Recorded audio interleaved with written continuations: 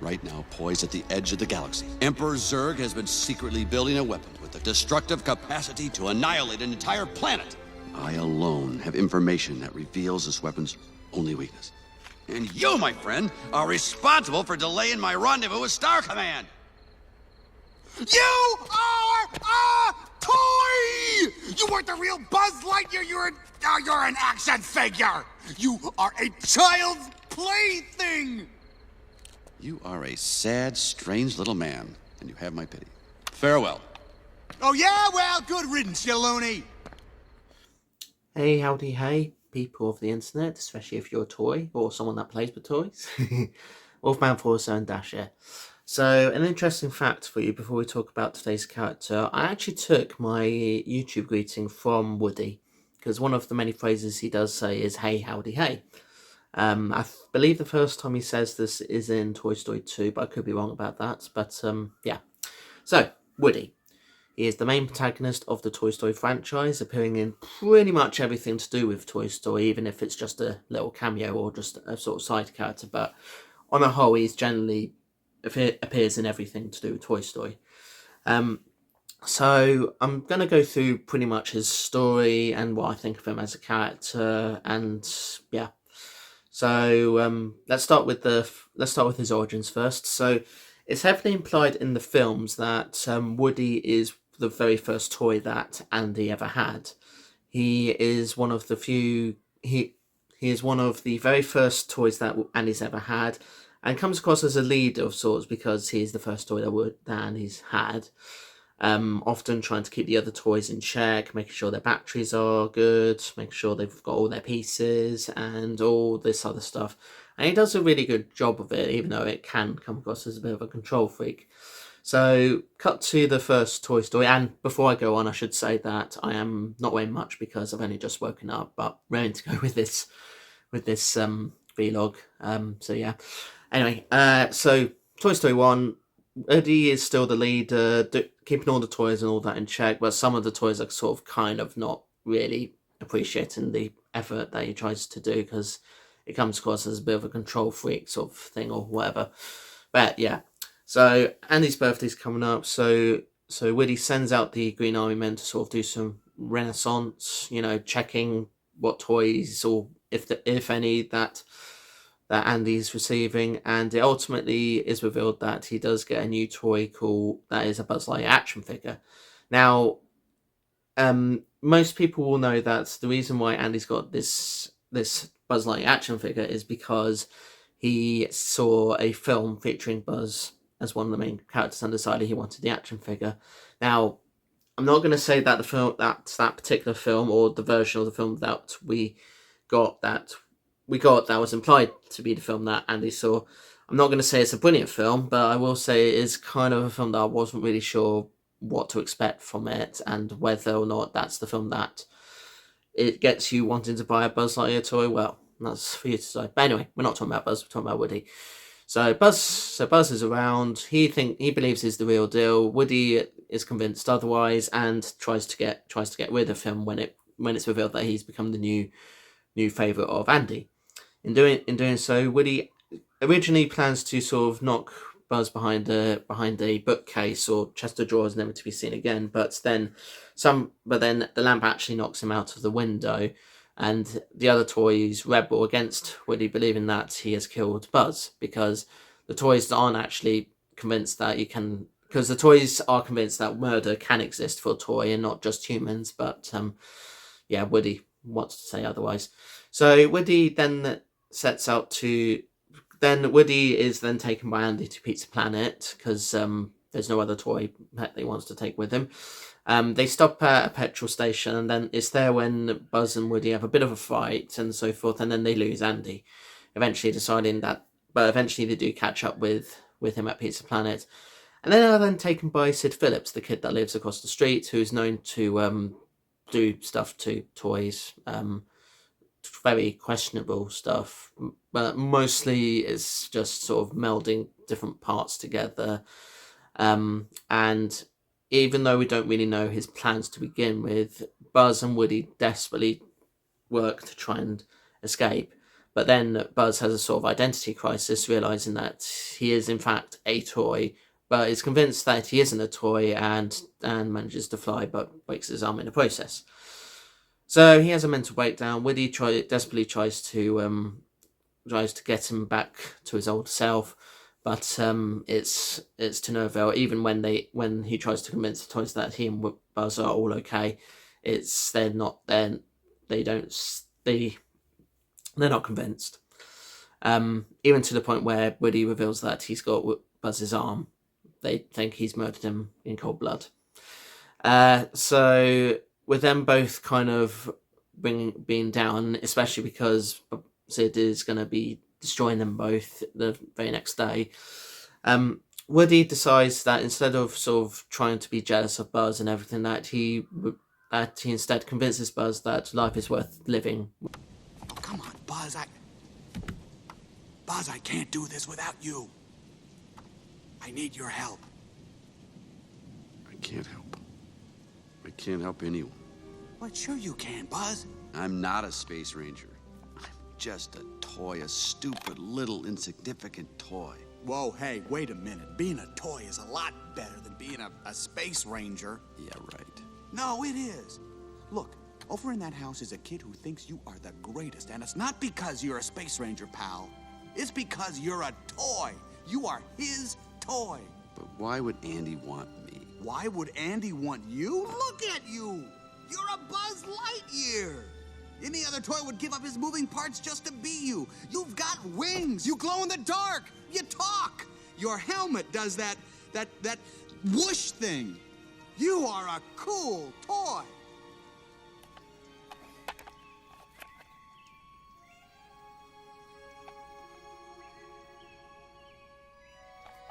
When you're a toy, because Buzz just is not convinced that a toy is anything special, but Woody tells him otherwise, and it ultimately is at this point where they actually do start to have a good friendship. It starts to blossom, and Buzz sort of decides that he will save Woody.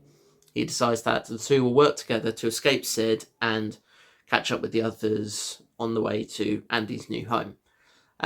And this involves Woody leading Sid's toys into a rebellion against him, convince him to play nice with his toys. And Sid is probably one of possibly a handful of characters in the Toy Story universe that is aware that toys come to life. But as you see later on in the films, he is sort of had that help that he needs to sort of be convinced that toys are just nothing to be worried about. And yeah, so yeah, the gang catch up with Andy reunite, and at this point it's then sort of implied that both Buzz and Woody lead the toys together, but with Woody still in charge and Buzz being in second in command. So we cut to Toy Story 2. Andy's got some new toys, and Woody decides he wants to go to cowboy camp, but his arm gets ripped off by Andy when he plays with him a bit rough. So Woody is left behind by Andy as he goes to cowboy camp, but when a yard sale is revealed to be outside, and Woody decides he wants to go rescue one of the toys, Wheezy. But this ultimately ends up with him being captured by this toy collector called Al, who takes him to his apartment, and it's then revealed that Woody is part of a franchise called the Woody's Roundup Gang, where he meets with his comrades, a cowboy girl called Jessie, a horse called Bullseye, and a prospector called Stinky Pete. While he's captured there, Buzz leads a small group of toys to go rescue him. And I should say before I forget, because I know some of you will be demanding, I will be sort of thinking I've forgotten about her in the comments. Woody does have a sort of love thing for Bo Peep, which does get explored in the fourth one. But anyway, back to Toy Story 2. So while Woody is with the Roundup Gang, he's kind of sort of convinced that it's probably best that he goes with them to Japan for the toy collection museum thing. But while he is convinced of that, Buzz and the gang arrive eventually, and after the two Buzz those toys sort themselves out, Woody convinces them that he wants to go with the other toys to Japan, but but Wood but Buzz is not convinced. He reminds Woody of all the things that he said to him years ago, and that the only reason why he came all this way to rescue Woody was because he believed him. So, life is worth living when you're a toy. You are a toy, and all that stuff. Woody, you're not a collector's item. You're a child's plaything. You are a toy! For how much longer? One more rip and Eddie's done with me. And what do I do then, Buzz, huh? You tell me. Somewhere in that pat of stuffing is a toy who taught me that life's only worth living if you're being loved by a kid. And I traveled all this way to rescue that toy because I believed him. Well, you wasted your time. Stuff. Woody still doesn't want to go with them, so Buzz respects his wishes and takes the other toys back. But then it's not the end there, because then Woody then decides to have a change of heart, and he does in fact want to return to Andy, eventually convincing Bullseye and Jesse that they should go with him. Stinky Pete, however, because he was a toy that was on a dime store shelf watching everything else be sold, he decides to trap Woody, Jesse, and Bullseye, and as such forcing them to go to the museum whether they want to or not. So Buzz desperately works with the other toys to go and rescue them, and eventually Woody and the others sort of overpower Stinky Pete, and he's given to some person that loves Barbie dolls and is an artist. And then Woody works to save Jessie, who's about to get on the plane, eventually sort of trying to get her to overcome her anxiety of everything. And yeah, all the toys return to Andy unscathed, and everything's nice and happy. Then several years later we get Toy Story 3, where everything that Stinky Pete's kind of predicted in Toy Story 2 kind of sort of happens in Toy Story 3, but not as you might think. So Toy Story 3, Andy's all grown up and he's about to go to college, so he must make a decision about what to do with his toys. All of his toys are pretty much ready to accept their fate, whatever happens, but ultimately it's revealed that Andy actually wanted to take Woody with him to college and the other toys to be put into the attic. His mum, on the other hand, is convinced that the bag containing the toys is actually for the garbage. And throughout the sort of first part of the film, Woody's trying to convince the other toys that they were actually going to go into the attic, but the toys were still convinced that Andy left them on the curb when he didn't. It was just his mum that did that. So they go to Sunny Care Day Centre, whatever it's called, where they meet Lotso and the other toys, and pretty much all of Andy's toys are put into one sort of class sort of area, convinced that the kids will be playing with them properly. But Woody leaves them and ends up being in possession of, I'm going to assume her name's Abby, but I might be wrong. I'll check in the edit.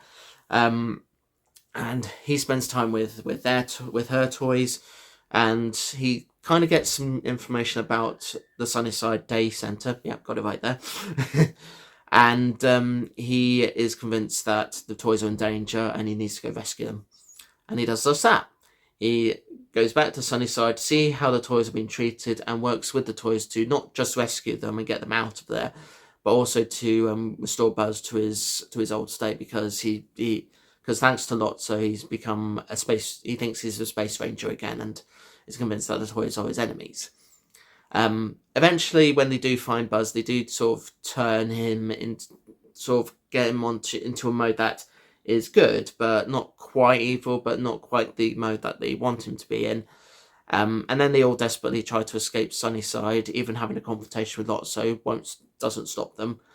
And then they all go to the landfill, all desperately trying to escape it, eventually get into that sort of pit of doom, as I call it, where it looks like they're all going to die. And they all cling to each other as a sort of family because they all want to stay together. And then the squeaky aliens kind of help them by using their claw thing. And then they all return to Andy. And it's at this point where Woody decides that actually he's probably better off with the other toys given to Abby to for them to play with.